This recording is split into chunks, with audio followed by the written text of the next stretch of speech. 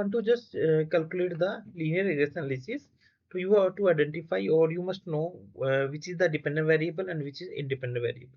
In that case, trust, attitude, and perceived risk, these are the independent variables, and the consumer purchase decision are the dependent variables. So you have to be just go to analyze, then find out the regression, then go to the regression linear regression analysis, then you have to put the variables, dependent variable in the dependent box and the independent variable in the independent box.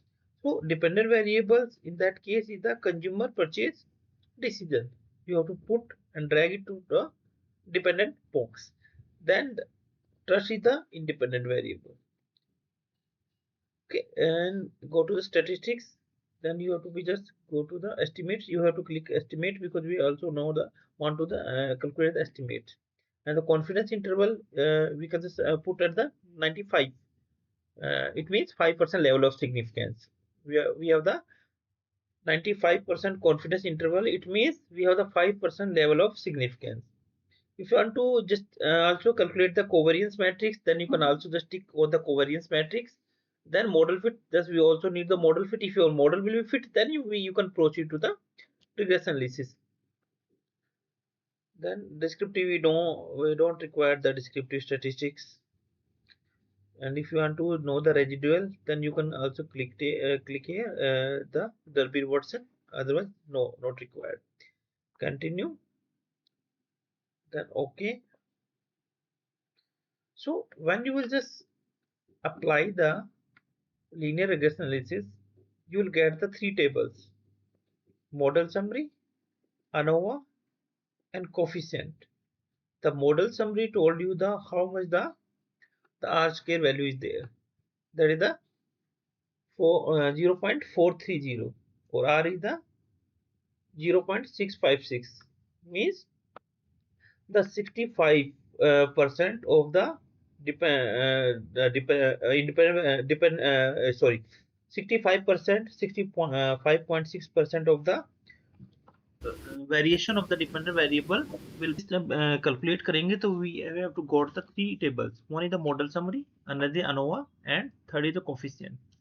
So model summary, it means R value is showing the 0.656. It means 65.6% of the variation of the dependent variable is explained by the independent variable. कि जो variations है, variability है किसके अंदर, जो हमने किसके भी ट्रस्ट और परचेजिंग डिसीजन कि 65.6% परचेजिंग डिसीजन का जो वेरिएशंस है वो ट्रस्ट है एक्सप्लेन कर रहा है. तो हमारा लगभग अगर 0.5 से ज्यादा हो तो हम कर सकते हैं हम मॉडल फिट है, we can go for further. But R square हमारा है 0. ये एडजस्टेड आर स्क्वायर है या आर स्क्वायर है, ये शो करता है कि after adjustment how much the R square value is there. Determinant जो बताता है डिटरमिनेंट कितना है, तो ये थोड़ा सा कम है, लगभग 0.50 होना चाहिए. बट आप you can go further and process कर सकते हो, प्रोसीड कर सकते हो. बट इसमें देखोगे आप कोरिलेशन इसके अंदर आपको जो वैल्यू है जो बीटा की है वो आपको लगभग देखो 0.65 आ रही है वैल्यू.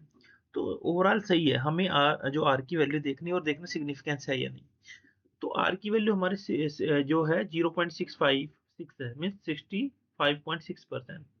तो ये मॉडल समरी हम कह सकते हैं फिट है, कि पॉजिटिव भी है, शो हो रहा है यहाँ पे. फिर उसके बाद अनोवा. अनोवा टेबल क्या बताती है, जो मैंने बताया था, ये बताती है कि वेरिएबिलिटी एक वेरिएंस है between the variables and with in the variables. Between the variables means आपस में जो ग्रुप है ट्रस्ट के बीच में जो ओपिनियंस है रिस्पोंडेंट्स का, उसके बीच में कोई वेरिएशन है या नहीं. इसी तरह कंज्यूमर परचेजिंग डिसीजन के उनके विद इन मीन डिफरेंस है या नहीं. और आपस में ट्रस्ट और कंज्यूमर बिहेवियर उनका जो डिफरेंस है उनके अंदर बताता है. तो अनोवा यही शो करता है कि whether there is a significant difference between the variables और विद इन द वेरिएबल्स. तो इस केस में आप देख सकते हो जो इसमें जो सिग्निफिकेंट हमारा रिजल्ट सिग्निफिकेंट है. You can see that the trust have the significant impact on the consumer purchase decision. ठीक है, hence the null hypothesis has been rejected. तो अनोवा टेबल के बाद जो कोफिशिएंट टेबल है, जो हमारा जो रिग्रेशन कोफिशिएंट निकल के आता है, तो regression coefficient x on y on x होता है. तो हम रिग्रेशन कोफिशिएंट को जनरली हम कैसे डिनोट करते हैं, bxy means the impact of the variable x on the y, the regression line y on x byx.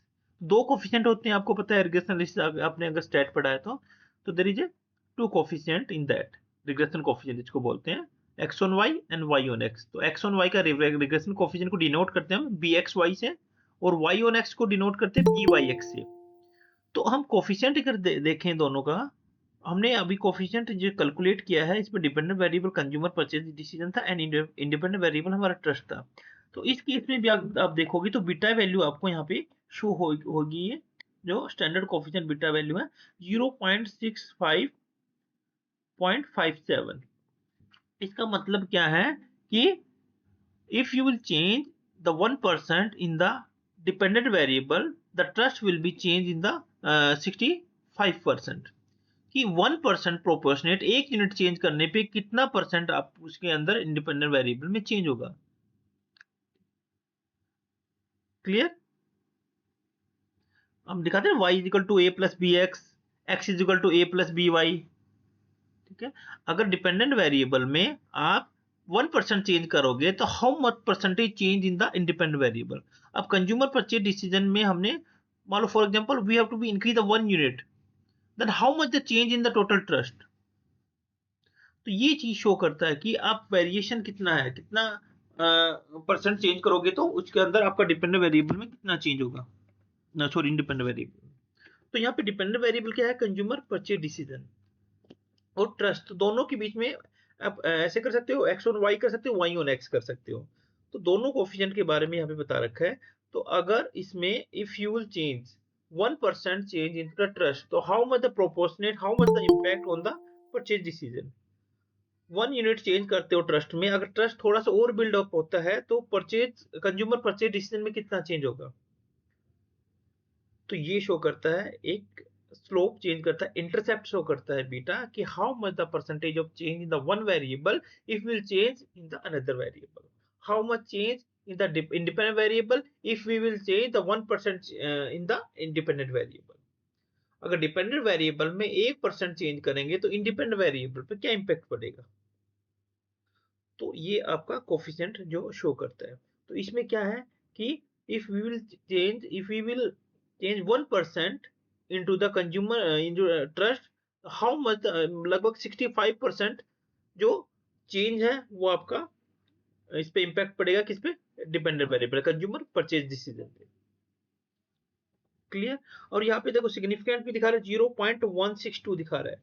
इसका मतलब क्या है, ये 0.1, तो 0.05 से ज्यादा है वैल्यूज तो इसका सिग्निफिकेंट इम्पैक्ट नहीं है। अगर कोफिशिएंट की बात करेंगे there is no significant impact, क्योंकि हमें यहाँ भी देखा था, क्योंकि आर स्क्वायर की वैल्यू जो ये जो 0.430 है, तो यहाँ पे ये दिखा रहा है कि सिग्निफिकेंट नहीं है। तो ये 0.16 वैल्यू आ रही है। तो ये हमारी वैल्यू 0.05 से ज्यादा है या कम है, ज्यादा है। ज्यादा है तो हमारा जो सिग्निफिकेंट इम्पैक्ट नहीं है, तो there is no significant impact of the trust on consumer purchase decision. ठीक है, एंड वैल्यू भी हमारे पास यहाँ पे जो ना वैल्यू टी की वैल्यू कहते दिखा रहा है 1.40 जो वैल्यू दिखा रखी है ट्रस्ट और कंज्यूमर परचेज डिसीजन के बीच में। तो ओवरऑल इसका डिसीजन क्या होगा कि जो कांस्टेंट है वो तो हमारा क्या है, इनसिग्निफिकेंट है, बट हमें देखना है ट्रस्ट और डिपेंडेंट वेरिएबल के बीच में। तो ट्रस्ट पे जाओ, ट्रस्ट के सामने देखो सिग्निफिकेंट वैल्यू क्या है, ये 0.00, तो हमें इस पे फोकस करना है। कांस्टेंट को भूल जाओ, क्योंकि कांस्टेंट वेरिएबल हमारे पास जो बाकी चीज हमने कांस्टेंट रखी है और हम डिपेंडेंट और ट्रस्ट के बीच में शो कर रहे हैं वैल्यूज। तो ट्रस्ट को अगर लेके चलें तो ट्रस्ट के सामने देखो वैल्यू कितनी है significant, 0.00, it means it less than 0.05। so we can just conclude that there is a significant impact of the trust on the consumer purchase decision as the p value is less than 0.05%, hence we have to reject the null hypothesis। तो इस पूरे के पूरे regression analysis में हम decision ये लेंगे कि हमारा जो ट्रस्ट का है सिग्निफिकेंट इम्पैक्ट है हमारा कंज्यूमर परचेज डिसीजन पे। एंड तो जो हमारा जो वेरिएबिलिटी है वो भी हमें शो कर दे कि बीटा वैल्यू है, वो भी आप मेंशन कर सकते हो कि 1% 1 unit change in the dependent variable, how much the trust will be change.